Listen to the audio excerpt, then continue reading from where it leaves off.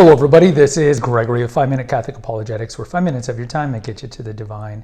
Today we're going to talk about Constantine, his conversion, and the Battle of Milvian Bridge and how it changed human history. Now before we begin, let's start with a prayer. Nomine Patris et Filii et Spiritui Sancti. Amen. Gloria Patri et Filii et Spiritui Sancto, sic ut era in principio et nunc et semper, et saecula saeculorum. Definitely an episode, I'll put a banner in here, is Constantine created the Catholic Church. This is a very important episode because this is a common boogeyman argument made by the Protestants who know nothing about Christian history. So Constantine, of course, was a formative figure in not just Western civilization, but human history. If you're not familiar with this time period, this is going to be late 200s AD, early 300s AD.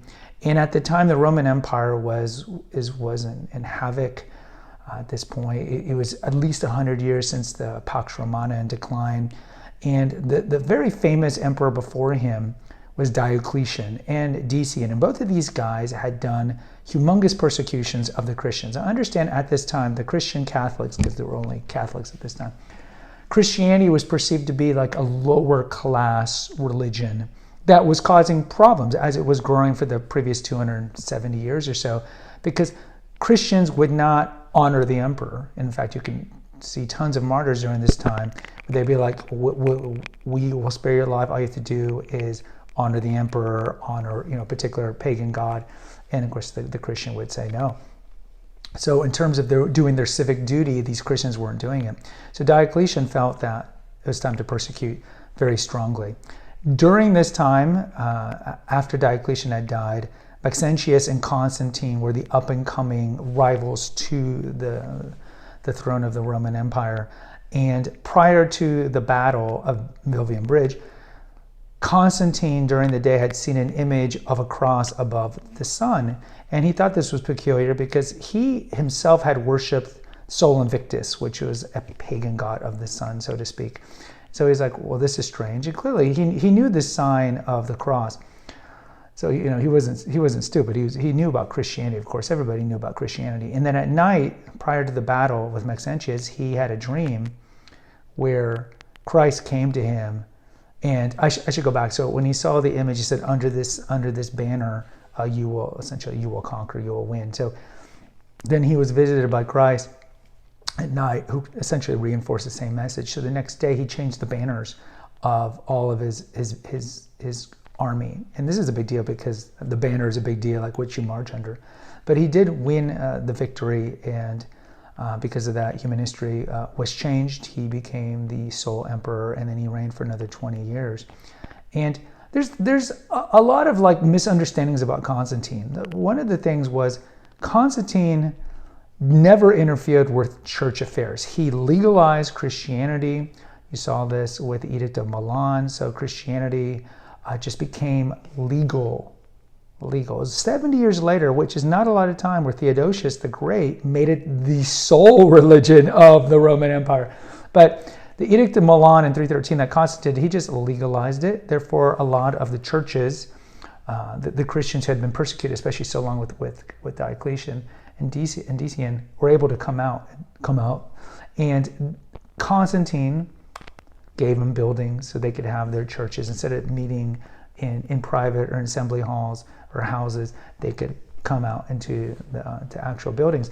But the thing about Constantine is he never interfered with theological affairs. He did surround himself by clergy, and this is going to go to one of our second points here about his baptism. But he never interfered with theological stuff because he knew that he's a military guy. His job was to make Christianity conducive to the world, meaning that he believed that the Christian church was a divine office, and his job as the ruler of the secular world was not to interfere and to make the environment conducive and to optimize the free expression of Christianity. So one of the things that he did was, of course, convene the Council of Nicaea. Nicaea is a town it's really close to Constantinople, which eventually, of course, he moved the capital. It was Byzantium when he became emperor, but he renamed it. And so he convened that, but he didn't interfere with any theological stuff. And we have an episode here in the Council of Nicaea. He didn't touch the theology at all. The other thing is, Some naysayers, and this would be either secularist, Marxist, or anti-religious historians, especially in the 60s and 70s, would say a lot of things about Constantine not really believing in Christianity and just kind of hedging his bets and like choosing this religion because he felt like he would get greater support around the Mediterranean basin. But remember, as I mentioned, Christianity was a lower class religion. So if anything, he should have picked the cult of Mithra, for example, or Sol Invictus, or one of these big ones. You don't pick the most hated, reviled religion, essentially, of the Roman Empire at the time. Even though it was growing, the patricians, in particular the kind of higher level people, looked down on Christianity. So that kind of undermines the argument that, well, he put his money on this horse because he thought that this would give him popularity. It didn't really give him popularity at all.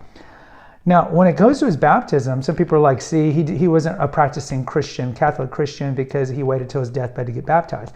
But understand the frame of reference here. So back in that time, you had like the different heresies that were kind of pervasive. Of course, the biggest one is going to be Arianism.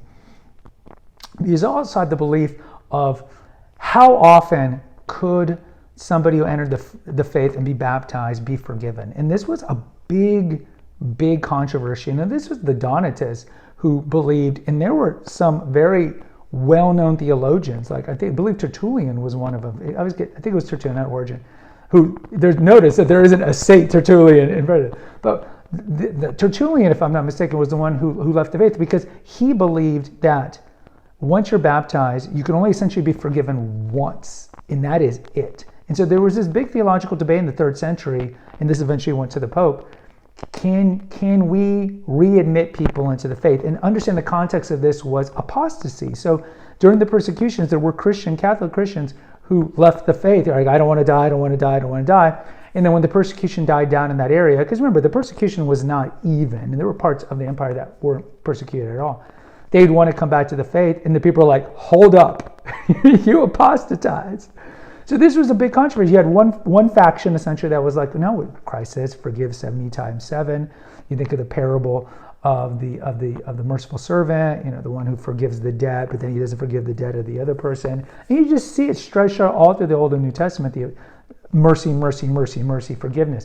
So eventually the prevailing belief was that you could forgive people multiple times. But at the time when Constantine wasn't around, this wasn't yet dogmatized or fully formalized. So Constantine didn't baptize himself until his deathbed. He was surrounded by bishops.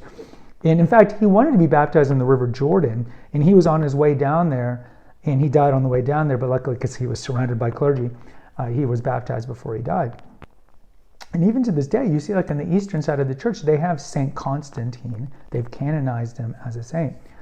But no time in Christian history had we ever had an emperor be a Christian, right? So you think of Constantine's job he was a military man. He put people to death. He would do a lot of things that were perceived to be sin-worthy. So from Constantine's perspective, since this was not fully dogmatized that you could forgive many times, just from the kind of expedient prudential view was, I'm going to wait until I am about to die to be baptized, because if you're not Catholic and you're watching this, if you're baptized right before you go to death, then right before you die, you automatically go to heaven. There's no middle ground of like purgatory to be cleansed or temporal remission for your temporal punishment. There's no need for that. So Constantine, again, this was unprecedented because we never had an emperor who was a Christian, felt that this was the smarter path. Now, did he live like this dissolute lifestyle when he was emperor? From what we can tell, not really. And as I mentioned, he would go to Mass. He went to Mass. He didn't receive the Eucharist because he knew he probably wasn't in a state of grace, but he went to Mass. He was a religious man. He was a practicing Christian. From what the historians like Eusebius of Caesarea, like a big historian, we have an episode on him here too, had mentioned that we do know what's going on with him. And of course, his mom, Saint Helena, was a Christian. She went to the Holy Land and brought a lot of relics back, like the true cross. If you go to Rome, you can go and see the largest piece of the true cross because she brought it, and she brought other things over. And she was a great safeguarder of a lot of the relics of the Holy Land, and did a lot for early Christianity after it was legalized.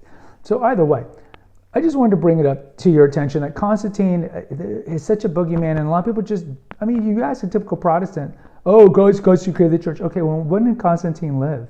Tell me about Constantine. Just basically, who was his mother? Like, they can't tell you. So there's all these boogeyman arguments out there about Constantine. And what I want you really to leave with is that he was a Christian. He did practice his faith, albeit he didn't get baptized to the end, but he did practice his faith to the best he can without receiving the sacraments, of course. And he didn't embrace the faith because it was an expedient thing to do. He literally had a conversion experience. And lastly, he didn't interfere with any theology. And there's no proof that he did. So anytime you hear this from a Protestant, just do the classic one-word response or two-word response. Show me or prove it. Anytime they make an accusation about the faith, just say, show me or prove it. Guys, post in the comments. I'd love to hear from you. Until next time, take care. God bless and pray.